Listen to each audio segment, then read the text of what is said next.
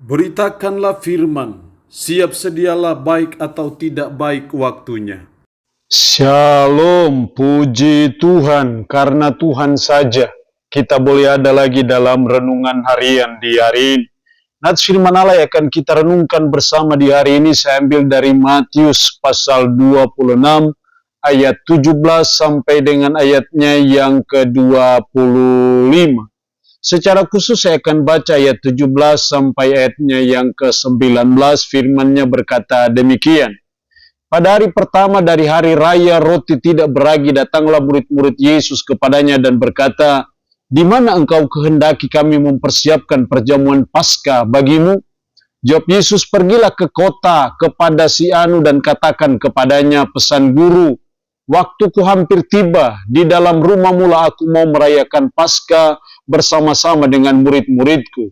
Lalu murid-muridnya melakukan seperti yang ditugaskan Yesus kepada mereka dan mempersiapkan Paskah. Demikian sabda kebenaran firman-Nya di hari ini yang mengajar, menasihati kita taat menjadi murid Kristus. Sebagai murid Kristus kita dituntut untuk kita taat, patuh, ataupun dengar-dengaran kepada Tuhan kita, kepada Guru Agung kita yang namanya Yesus Kristus itu. Dan inilah yang harus menjadi suatu perjuangan kita hari demi hari, saat demi saat. Bagaimana sebagai murid Kristus kita menjadi orang yang sungguh-sungguh taat. Seperti yang dilakukan oleh murid-murid pada waktu itu ketika Yesus menyuruh mereka. Dalam ayat 18, jawab Yesus, "Pergilah ke kota kepada si Anu dan katakan kepadanya, pesan guru, waktu hampir tiba, di dalam rumahmu lah aku mau merayakan Paskah bersama-sama dengan murid-muridku." Yesus menyuruh mereka, pergilah ke kota kepada si Anu. Dan ayat 18, lalu murid-muridnya melakukan seperti yang ditugaskan Yesus kepada mereka dan mempersiapkan Paskah. Dalam konteks ayat ini, bagaimana kita melihat ketaatan murid-murid pada waktu itu dalam melaksanakan perintah Yesus. Dari sinilah kita belajar, mari kita taat menjadi murid Kristus. Lalu pertanyaannya adalah, apa dasar? Apa yang menjadi alasan kenapa kita harus taat menjadi murid Kristus? Apa yang menjadi argumentasinya yang mendorong kita, memotivasi kita, kenapa kita harus taat sebagai murid Kristus dalam hidup kita? Ada dua hal penting yang saya amati dalam ayat ini. Yang pertama, kenapa kita harus taat menjadi murid Kristus? Dalam ayat 18, jawab Yesus, "Pergilah ke kota kepada si Anu dan katakan kepadanya, pesan guru." Di sini Yesus disebut sebagai guru. Dalam ayat 22, dan dengan hati yang sangat sedih berkatalah mereka seorang demi seorang kepadanya, "Bukan aku ya Tuhan." Di sini Yesus disebut sebagai Tuhan, Kurios. Ayat 25, Yudas yang hendak menyerahkan dia itu menjawab katanya, "Bukan aku ya Rabi." Di sini Yesus disebut sebagai Rabi, yang artinya sama dengan guru.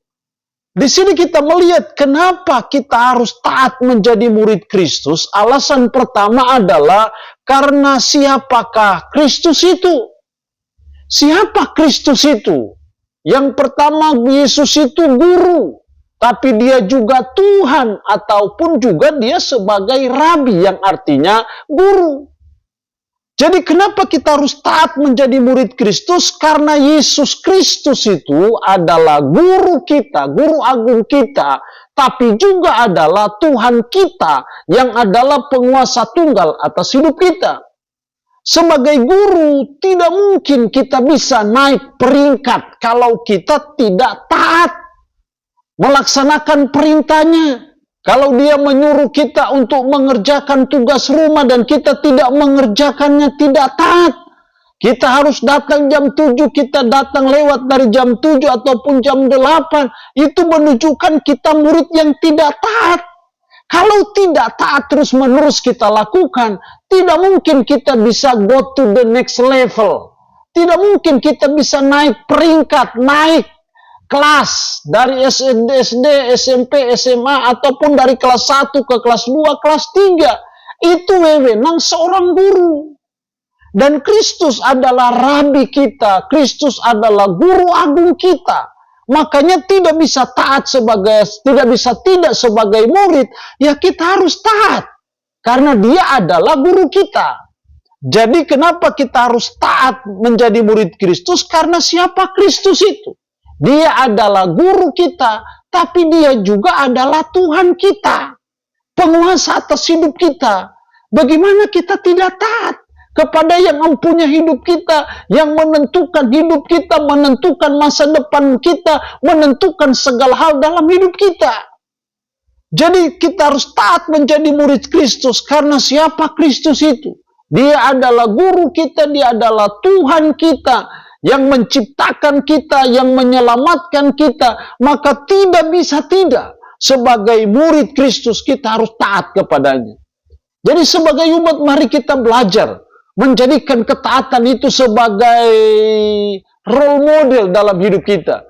Mari kita jadikan ketaatan itu sebagai habits. Jadi kebiasaan yang terus-menerus kita buat, kita lakukan dalam hidup kita. Karena siapa Kristus itu? Dia adalah guru kita, tapi dia juga adalah Tuhan kita. Ketika kita taat kepada pimpinan, kita berusaha melakukan apa yang diperintahkan pimpinan, karena kita takut. Jangan-jangan dia menahan gaji kita, jangan-jangan kita dimonetasikan, ataupun pangkat kita tidak naik. Tapi kita lupa bahwa kita punya otoritas yang lebih tinggi. Yang punya otoritas lebih tinggi yaitu Tuhan kita, namanya Yesus Kristus. Harusnya kita lebih sungguh-sungguh taat lagi kepada dia. Karena dia punya otoritas untuk mem-PHK kita di dunia ini. Dia punya otoritas untuk memegang kendali atas hidup kita. Karena itu mari kita taat menjadi murid Kristus. Alasan yang kedua kenapa kita harus taat menjadi murid Kristus. Kalau yang pertama karena siapa Kristus itu. Alasan yang kedua dalam ayat 23-24. Ia menjawab, dia yang bersama-sama dengan aku mencelupkan tangannya ke dalam pinggan ini, dialah yang akan menyerahkan aku. Anak manusia memang akan pergi sesuai dengan yang ada tertulis tentang dia. Akan tetapi celakalah orang yang olehnya anak manusia itu diserahkan. Adalah lebih baik bagi orang itu sekiranya ia tidak dilahirkan. Yesus di sini mengatakan anak manusia memang akan pergi sesuai dengan yang ada tertulis tentang dia. Apa yang tertulis tentang dia? Bahwa dia itu akan menderita sengsara, dia akan mati di bukit Golgota, dan dia akan bangkit pada hari yang ketiga. Disinilah saya melihat alasan yang kedua, kenapa kita harus taat menjadi murid Kristus, karena apa yang Kristus buat bagi kita. Apa yang Kristus buat bagi kita? Dia rela dihina, dicaci maki, diejek, diolok, difitnah, sampai dia mati di bukit Golgota, demi untuk menebus dosa-dosa kita. Seharusnya kita yang menanggung hukuman itu. Tetapi Kristus yang mau menanggung hukuman kita itu. Itulah yang Kristus sudah buat bagi saudara dan saya. Karena Kristus sudah buat sesuatu bagi kita. Bagi karya penyelamatan kita. Bagi penebusan dosa kita. Itu menjadi dasar dan alasan untuk kita taat menjadi murid Kristus.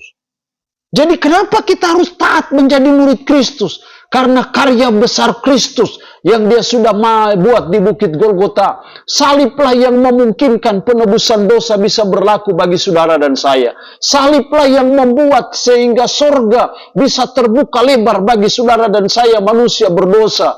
Manusia kotor, manusia najis, manusia durhaka. Yang sebenarnya tidak pantas memperoleh sorga. Tapi pengorbanan Kristus di bukit Golgota lah yang memungkinkan saudara dan saya bisa memperoleh keselamatan, memperoleh sorga. Itu suatu berkat yang luar biasa, yang tiada duanya dan tiada bandingannya dalam hidup kita sebagai umat. Menyadari akan hal itulah harusnya mendorong dan memotivasi kita untuk kita taat menjadi murid Kristus. Sehingga kita betul-betul jadi murid Kristus yang baik. Karena ciri seorang murid Kristus yang baik, dia adalah orang yang taat kepada gurunya, taat kepada Tuhannya, taat karena karya besar yang Kristus sudah buat bagi kita di bukit Golgota. Allah yang punya firman ini, memberkati kita dengan firman-Nya di hari ini. Amin. Mari kita berdoa. Puji syukur untuk kebenaran firman-Mu hari ini, yang mengajar dan menasihati kami taat menjadi murid Kristus. Karena siapakah Kristus itu? Kristus itu guru dan juga Tuhan. Karena apa yang Kristus buat bagi kami, Kristus sudah rela menderita, mati di bukit Golgota, menggantikan kami manusia berdosa yang seharusnya dihukum. Tapi karena salib Kristuslah yang membuat surga bisa terbuka lebar bagi kami manusia berdosa. Itulah karya terbesar yang Kristus buat bagi kami. Itulah yang harusnya mendorong dan memotivasi kami untuk kami menjadi orang yang taat sebagai murid Kristus. Roh-Mu yang kudus tanamkan dan meteraikan firman dalam hati dan pikiran kami, dan sanggupkan kami untuk kami bisa memperlakukan firman ini dalam hidup kami sehari-hari. Hamba mohon berkat bagi umat-Mu yang mendengarkan renungan harian di hari ini. Yang sakit hamba berdoa dalam nama Yesus. Tuhan lawat, Tuhan jamah, Tuhan sembuhkan dari sakit penyakit yang diderita. Terpuji-pujilah nama-Mu Tuhan. Dalam nama Tuhan Yesus Kristus kami berdoa. Amin. Shalom. Tuhan Yesus memberkati kita dengan firman-Nya di hari ini.